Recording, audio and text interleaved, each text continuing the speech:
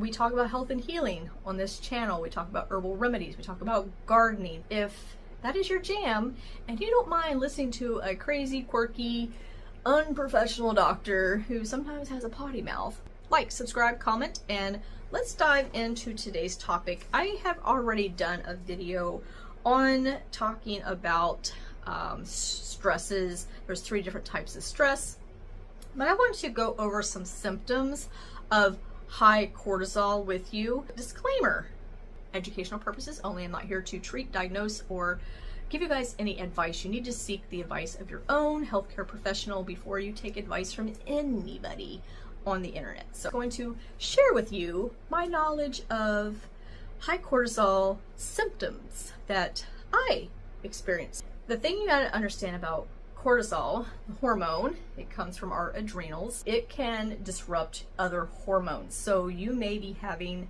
symptoms that are your female reproductive hormone symptoms, like it could throw off your cycle, cause infertility. It also can disrupt your sleep. So a lot of people will start to treat those symptoms and not realizing that it can stem from cortisol being jacked up, and it can affect your whole entire body. Also your immune system.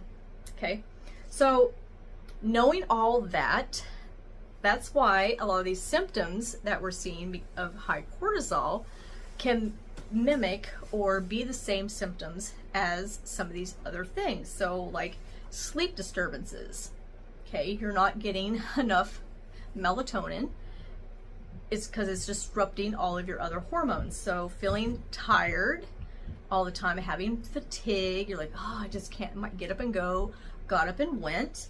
That can also be due to women's low estrogen. Your cortisol gobbles up your estrogen. Okay, so you may be having that weight gain.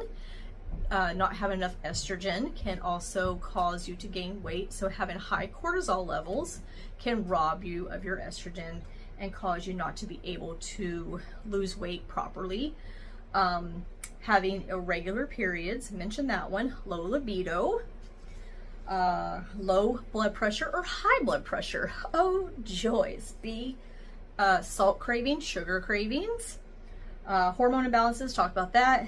Thyroid dysfunctions, so you could have hyperactive thyroid or hypoactive thyroid.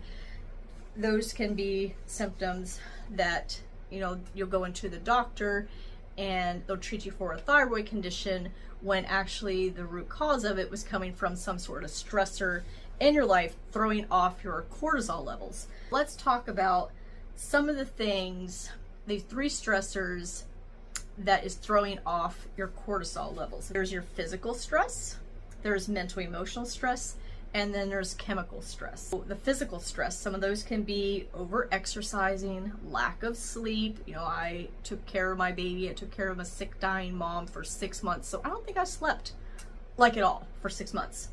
Chronic illness, inflammation, blood sugar crashes. Cortisol has a huge effect on your insulin levels. Mental emotional, so if you have anxiety, mental trauma, like financial pressure or job or relationship issues or loss of a loved one, constant worry and things like that for your mental emotional. Then you have your chemical stressors. This is huge, okay? This one can store into your fat cells, and your body can't eliminate these as easily, because when we're stressed out, we just kind of hold on to all that, so we're gaining weight, and then we have all these chemicals stored in our fat cells. So processed foods, sugar, toxins, mold, synthetic fragrances that we're putting on our bodies, spraying in the air, our hair care, skin care, cleaning products, caffeine overload, alcohol overload. Go outside and, you know, there's chemicals everywhere. They're spraying chemicals on foods. They're spraying chemicals, like in the wintertime, they're spraying the roads right now to keep them de-iced. So all these chemicals are affecting our cortisol levels, and so isn't the mental emotional stressors and the physical stressors. What can we do? What can we do to help lower these cortisol spikes and get our bodies back into balance? How herbal wise, you can take ashwagandha that will help to detoxify your liver, like milk thistle, burdock root, dandelion root, things that have some berberine in it, yellow dock, really good for cleansing out the liver. You want to support your immune system as well, so making sure we're eating a lot of leafy greens, getting our vitamin C. There's a lot of vitamin C in like green peppers, bell peppers. Just have high cortisol levels, you're going to start to see some of these autoimmune diseases spikes. You know, whenever I was stressed out, that's why when you have a stressful moment, a lot of people, their autoimmune systems flare up because their body is bombarded with the high cortisol levels and your immune system is being compromised. Your digestive system, not eating all the processed foods, heavy to digest foods and stuff. You want to start off with a lot of fresh fruits and vegetables. That way you can get your vitamins and minerals in there. You need vitamins and minerals to replace what your cortisol spikes has been robbing, because every time you have an adrenaline spike, it actually pulls all your vitamins, minerals, and nutrients. It needs that in order to make that spike. That's why a lot of people who are suffering from autoimmune diseases, anxiety, depression, and stuff are depleted in essential vitamins and minerals like magnesium, potassium, or B vitamins. So we want to make sure we're replenishing those and eating lots of fruits and vegetables to help regulate that. We need vitamin D to help with our immune system, so we want to get out into the sun. Grounding yourself outside, getting yourself barefoot on the grass, having meditation, yoga, light exercise. We don't want to do extraneous exercises because that can actually make your cortisol levels worse. Walking, yoga, things like that I mentioned. Going for a light bike ride, not mountain biking up a hill or anything like that. Swimming would be really good. Doing Pilates. You can do some Taebo. That's why I'm looking down, because I want to try to keep on track here. So you need to get the sleep, you guys. We, as women, we need 9 hours of sleep. And I know sometimes that's very, very hard to do, especially when you got children.